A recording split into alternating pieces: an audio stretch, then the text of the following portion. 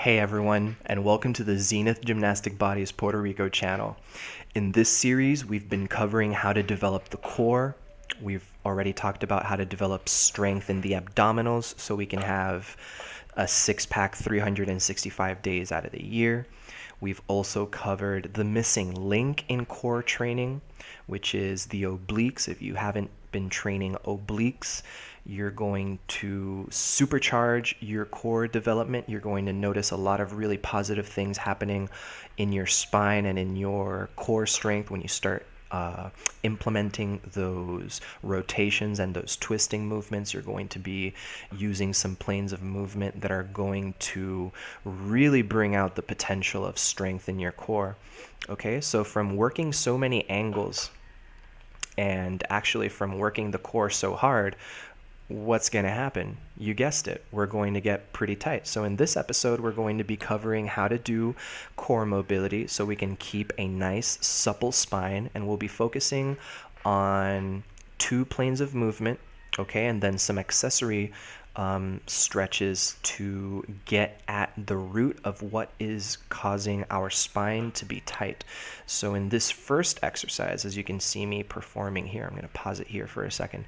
This cat-cow movement is commonly seen in yoga, all right, in places like places that study yoga. This is going to be elongating our back muscles when I'm arched like this, and then it's also going to focus on elongating the abdominals and the chest when we're arched. All right, so we're going to talk a little bit about this position here first. Okay, and something that I want you guys to know so that we don't fall into the trap of turning a mobility exercise into a strength exercise. Okay, mobility is not supposed to feel intense, similar to strength. Okay, so what I want you to do to get the most out of this this exercise is I want you to keep your wrists underneath your shoulders, and I want you to keep your knees underneath the hips. Okay, I've seen some people that have done this exercise with the knees a little bit farther back or with the hands too far forward, and if you increase this space between the hands and the knees, okay, this is going to put a lot of strain on your abdominals and on the lower back. And we've already been working on strength, okay? So the reason that we're doing this exercise in particular is so that we can mobilize the spine, okay? We want to keep it nice and flexible. We want to keep it nice and supple. Okay, we've already worked on strength, so what we're focusing here is on mobility. Okay, so what we want is wrists underneath the shoulders and knees underneath the hips. Okay, personally here, okay, I have a tight spot in my middle and upper back, so I'm really focusing on pushing against the floor. You can see that I'm a little bit protracted here, and then I'm even looking at my belly button so I can get a nice rounded shape on the back. All right, I recommend that you do that if you want to get the most out of the back portion of the stretch. Okay, and here in the arched position, okay, I'm going to back it up just a second. You can already notice, okay, that my hips are still over my knees and my shoulders are still over my wrists. And here, similar to how I have a tight spot in my upper to middle back, I also have tightness in my upper and middle chest. So where I personally feel this exercise the most is in this upper body region and even up to my throat. So you can see that I'm trying to get the most out of this movement by as you can see from my line of sight, I'm looking slightly up, okay, but internally here in my head, I'm thinking about the back of my head touching my tailbone, okay? This fully activates the entire muscular structure of the back. As you can see, my shoulders are a little bit retracted from doing this because I'm focusing on stretching out my upper body, okay? So these are the two things that we want to do for getting the most out of this exercise. We want to have the shoulders over the wrist, hips over the knees, and then really focusing on what we're doing in each of these two positions, either arched or with the abdominals contracted, just so you can work on your personal limitations. Okay, if you have too much tightness in your upper body or in your upper chest, we can do some other stretches for that, but these are the two movements that we really want to be focusing on.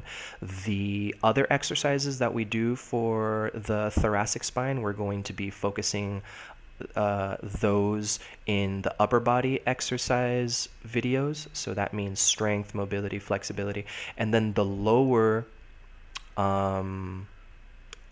body videos will focus on stretching out the quads. So if you have more tightness in your lower back, that means that we're going to focus on stretching out the obliques, but we also have to address the quads, okay? And that includes the hamstrings too. All right, so let's move forward. As you can see, we've already done the forward and back bending movement, and now we're going to be doing the side bending movement. Okay, so you can see that when I contract one side of my body, I'm relaxing the other. Okay, I'm going to turn sideways in just a sec because I want you to see something very important that I'm doing with my hips so I can get the best stretch possible in my obliques. Before I started the repetition, maybe you noticed that I contracted my glutes and my abdominals. This cue of contracting the glutes and the abdominals is something that's going to be repeated once, twice. It's going to be repeated forever, okay? It's going to be repeated over and over and over again, okay? So that we can get the most out of certain activations for the exercises. And actually, this activation for the hip and the glute is exactly how we maintain proper posture. Okay, so you're going to see that from maintaining the glutes and the abdominal contraction, when I move sideways, you're going to see that my middle finger is going to touch the space right next to my knee because I'm keeping my posture straight. Okay, I'm going to press play so you can see that. All right, I'm bending to the right, bending to the left. As you can see, my body is reasonably straight, and I'm going to show you in a second what happens when you disengage your hips. Okay, as you can see, my pelvis tilted forward, so that means that instead of touching the space right next to my knee, I'm touching a little bit more forward. Okay, so I'm not getting the full effect of the stretch on my obliques. And those are the activation cues that are needed for that. Okay, like I said earlier, these two fundamental movements, which is bending forward and bending back, and then bending sideways, is going to give us the biggest return on our investment for stretching out our core. Okay, if you have a issue with your cervical spine, we're going to be doing some upper body and also neck exercises just so we can focus on that area. If you have tightness in your upper back or in your upper chest or in your chest area, we're going to be doing some of those exercises through the upper body series. Okay, and if you have a lack of flexibility in your lumbar spine, we're going to be focusing on some of the exercises in the lower body section of this series. Okay, so that means we're going to be stretching out our hamstrings, we're going to be stretching out our quads, but we're mostly going to be focusing on our quads. If you have an issue in your lower back, the culprit usually is tight quads and tight psoas, because the psoas goes from, if you touch the back of your spine with your hands, that's where they come out from, and then they connect to the inside of your thighs, and then that's actually how we do compression. Okay, so that's about all for this episode. I hope the information was helpful for you, and we'll see you in the next series so we can cover how to zero in on our limitations so that we can do better with our fitness goals and actually complete them and crush them. Okay? Have a good day and peace out, and we'll see you in the next episode.